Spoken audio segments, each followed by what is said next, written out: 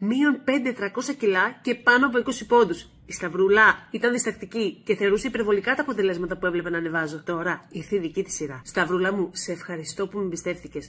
Πολλά συγχαρητήρια, γιατί ξέρω ότι ήσουν στρατιωτάκι. Από 94,8 89,5. Τα αποτελέσματα σε αποζημίωσαν, κορίτσι μου. Και συνεχίζουμε.